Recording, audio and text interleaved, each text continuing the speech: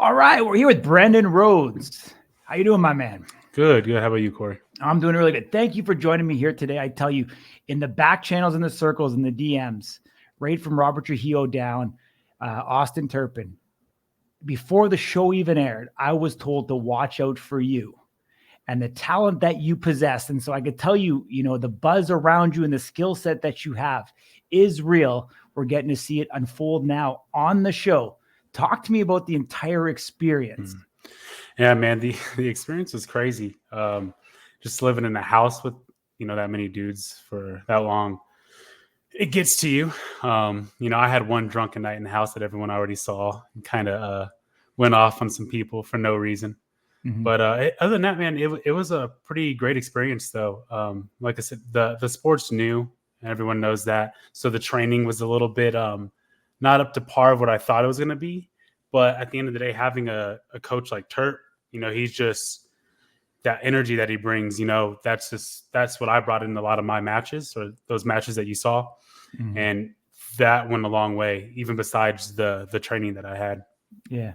I'm wondering, can we almost call you the Azael Rodriguez of Series 3? Is it that bad or no? Okay. That night was, but I wouldn't say it was consistent. But you know what? Honestly, I guess you could, because I met Ayjay. He came to the house for a little bit, and he had been sober for I think about a year at that time, what he was saying. And prior to this, to the show, which they didn't really get in, they kind of clipped it all out when they were asking about my background. When we first introduced ourselves, that kind of changed. Like, alcohol was the downside of my life in the past, and I was getting into a lot of fights and a lot of legal trouble because of it. So I had been sober basically prior to the show. Every now and then I'll drink, but it's really liquor that gets to me. I can drink beer all day, but yeah, blacking out off liquor, that's what caused me to fight, and that's what happened that night. Gotcha, my man. Talk to me about getting there. You said the training wasn't quite what you thought it was. Have you been able to correct that since? Like, what are you doing on your own now every day? Yeah, now honestly, all I'm doing now is I still weight train just to keep the ligaments and all the muscles just hardened. Because at the end of the day, when I slap somebody, I don't want to rupture a bicep tendon or pull a muscle or even tear a muscle. So I try to make sure that stays sturdy. But honestly, now I'm just working on the fouls, trying to keep the feet planted. I had a clubbing issue with Bordeaux in my last match, but that's because I was trying to do something a lot different than what I normally train. I don't know if you remember watching the match with Ronald. I was measuring with my fingers sticking out. Basically, at the end of his chin, I was fully extended right here because I know I'll come a little forward when I hit. With Bordeaux, I was just lining up right here off the back and was causing a lot of clubs, a lot of fouls, basically. So that's all I'm working on right now, just the gym, and then working on just fixing the fouls, keeping the feet planted. For sure. I mean, the feet planted, we've seen, last night with Ronald Staton. Unfortunately, it's interesting how they cut the film versus how it was in reality. And it looked like you actually didn't know that you committed the foul until the ref had, your arm in his hand. So talk to us through that, because usually it's called well in advance, but you seem to be incredibly shocked at the decision. Yeah. So, I'm sure I can say all this just because it's already been out. But they clipped a lot of that. Basically, when he fell up until where I'm getting my hand raised, there's like a 8 to 10 minute cutout that they do because Ronald got slapped, and whenever you see his feet come up, like right when they cut it off, he started to shake a little bit. Okay. They cut the camera off right as his seizure. He had a bad seizure, and it was about 10 minutes or about 5 minutes worth of seizuring, and he went unresponsive after that. So they had to bring the stretcher in to get him off the stage because he was unresponsive. He was foaming from the mouth. And so it was just very quiet and eerie, like kind of really dark. Like, honestly, the whole time it was just quiet. And then so they didn't call any fouls at that time. They were just kind of focusing on, Ronald to get him, make sure he was good. Once they got him out of the arena, then that's when Mark, said, hey, there was a stepping foul committed. Gotcha. Yeah, that's crazy, man. Obviously, they didn't show that. That's the first time that we've heard that. I mean, every other striker, to my knowledge, has been able to walk off the stage. Yeah, he he got carted all the way out to the hospital. He wasn't. I remember walking back after they announced it. He was getting carted out of the apex, and he was still unresponsive. Like his arms were like this off the stretcher, and they were carting him out. I remember seeing that, and that kind of, it's a little scary to see. Of course, I don't wish ill on anybody in power sub. I don't have any real beef with anybody, so I'm just glad he was okay.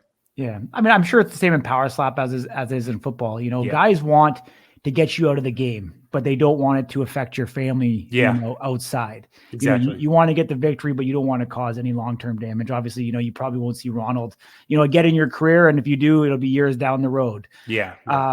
You know, so kind of being in that situation, like, how does it feel, I guess? And I mean, I'm sure it's not a great feeling, but like, what goes through your mind in that moment? I'm just, the only reason why I'm asking, because it's the first of my knowledge that this has happened. Yeah, actually, that moment was just worrisome. Although there was a couple producers that I was kind of close with from the house, and they were in the arena too, and so they kind of see my face, like I'm like, oh fuck, like this really just happened, and they know that they knew that I felt bad about what happened with Ed with his orbital bone getting fractured. Like I was about to leave the show because I did that. I liked Ed so much, and the fact that I did that, he's having to go home, having to deal with the fractured orbital. I was about to leave the show. Glad I didn't. And then that happens. So they're like trying to get my attention while that's happening, like saying, hey, calm down. Cause they knew like I might just dip out. Cause I don't like doing that to people. And that's why I'm trying to make sure I'm clean and hitting on the target and not, I don't want to cause any permanent damage to anybody, you know, even with orbital bones. Like I don't want to be doing that. For sure. I mean, it's very unorthodox that we get to see you, you know, obviously at the last Power Slap event, even though it was untaped, your fight got released against Bordeaux. And now we're seeing these previous matches, you know, that were filmed prior come out. You know, any insight as to why it unfolded this way? Because we've never seen it with season 1 or season 2. Yeah.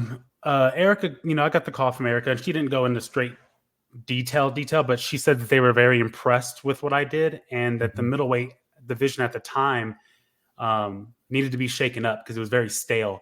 And I agreed with her, and they were already bringing in Ayjay, and they thought I would be another good person to bring in to shake it up. Yeah. And I guess from what they saw on the show, they thought I could be the one to actually knock out Bordeaux, or at least put him on his ass, you know, because they knew he had a good chin. Even Erica's telling me this, and I've studied Brandon before, so I knew it. And I figured they were going to want me in that division after the show. So I think that's why that happened. They wanted me to go in there and either put on a show or kind of expose Brandon, you know, expose that, hey, someone could shake him. It didn't go that way, but I think that's the idea behind that. Gotcha. Let's play the fight, my man. And I want you to talk through what's kind of going on here. Obviously, you're coming in, you know, 9 pounds less than Ronald. Yeah. You're still sitting at that weight right now? Currently, I am actually at that weight. Yeah, 196. When I only weighed in like that. I was 204 before I got sick. I was bedridden for 3 days right before the weigh-ins. The weigh-ins was the first time I was able to get out of bed. Yeah. So I lost like 9. Talking about this lineup, because you have your 2 fingers on his chin on this one. Yeah, I got that from Waylon Frost. He was telling me, he kind of showed me that because he's noticed that I was leaning forward in my practice shots when we were training. And he was like, hey man, if you just take a step back, kind of split the jaw with your fingers, whenever you go forward, he goes, you're going to land right on the jaw because you have a natural lean forward. And it worked out perfect. Like that was this match, I was focusing on precision rather than power and speed.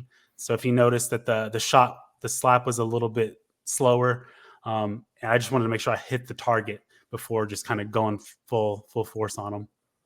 Absolutely. You know, I think they definitely played this match up because obviously we didn't know about the stepping to the very end. They didn't show the feet in the way that they cut it. They do play it back. They do play it back, and we do see that pivot and that rotation. You know, I know for a lot of other combat sports, you know, when you're throwing that hook in boxing, etc., that rotation naturally gets ingrained in people and it becomes second nature. Just that mind to muscle connection wants to do that, to transfer that weight. Yeah. How hard has it been to try to untrain yourself to not have that movement?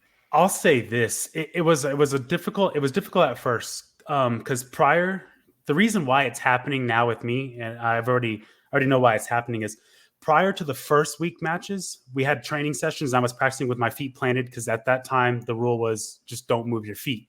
Mm-hmm. And it was either the day before the matches or 2 days before the matches. We had a meeting with Mark, and they introduced the new rule of you're allowed a minor heel lift before contact as long as to the ref's discretion. And Mm-hmm. after contact, they put emphasis on this. After your hand touches their face, you can step, you can pick your foot up, you can twist as much as you want as long as it's after contact. So my brain was like, oh, okay, I'm allowed a minor heel lift before and after contact. I can do whatever. So that's why the first week looks so bad with my pivot. Mm-hmm. And I got the call. So, they called us. They didn't call it, but I saw it in the footage and I was like, that one they might call next time. So I calmed it down for Ronald.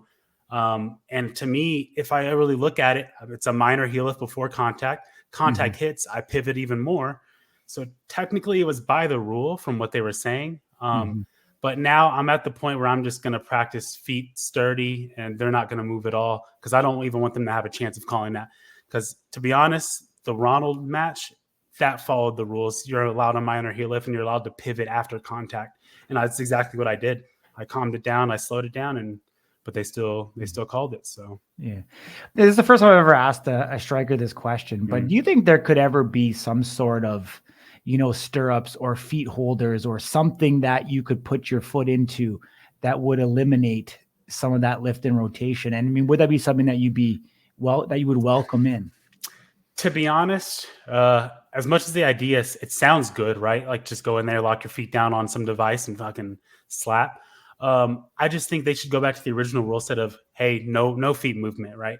Because Mm-hmm. at the end of the day, that if there's any movement, boom, it's an automatic foul. Everyone knows it. There's no ifs, ands, or buts about it. Mm-hmm. And I think that's how it should be. It should just go back to the normal rules of, hey, don't move your feet. Yeah. To be honest. So what's next for you, my man? What are you kind of eyeing up? Is that light heavy where you want to be? Consider dropping down. What do you think? I'm perfectly fine in the 185 division. I definitely want to stay there. I've made it clear to Erica that if they want me to drop to 170, I would. But I am happy in the 185 because I think it's a very competitive division. A lot of eyes are on that division now, so I want to stay there. I want to stay there. And I'll take anyone in the bottom 5 right now, or obviously I'll take any match, whatever they want. But I think realistically, I'm going to get a bottom 5 guy, or a bottom 10 guy, and just kind of show them like, hey, I can cause a lot of issues in this division. The only thing is with Bordeaux, the reason why it went the way it did, prior to our match, I've only slapped twice, never took a slap. I lost the coin toss on that. He made huge improvements on the offensive side when he went up against me. He slapped on a different count. Everything I studied was not at all what he brought on to Power Slap 8. So, that's why that match just went so sloppy and it went the way it did. I wasn't really, to be honest, I didn't have the experience. And I think once I have that experience now with Bordeaux, I see what I need to change up. I see what I need to do different. And I just need another opportunity to get out there, and I'll show them that I can climb the ranks again.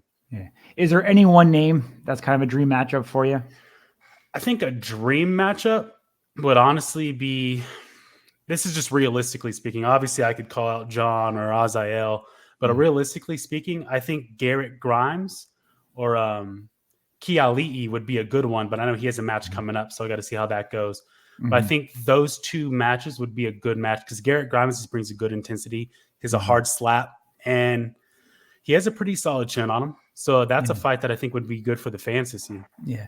Do you know what actually I think would be an interesting one? Would actually be Ayjay Hintz. Oh, yeah. So I agree. Because I think his defense is obviously something that has proven very, very strong. And it could be one of those wow factors where you pull out a victory there, it pole vaults you into that top 5, and it's kind of a statement piece. Like I kind of think that Ayjay is kind of the gatekeeper. We've talked about this in the past of kind of like where does the level change, and I think that's where Ayjay is, and I think that could be good for both you guys. I think it'd be an incredibly entertaining matchup as well, to be honest, both stylistically, and like I said, for what it could do for you in their career trajectory.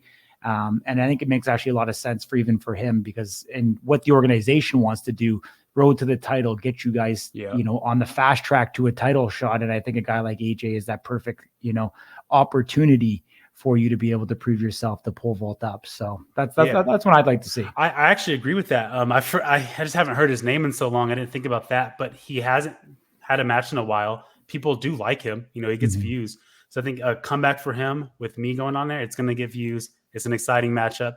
That actually wouldn't be a bad one at all. That's probably the best option, to be honest. Yeah. Not thinking about it. Yeah. Awesome, my man. I appreciate you joining me, breaking it all down. Hopefully we see you back up there real soon. Definitely. Appreciate you, Corey. All right. Take care, my man. Have a great day.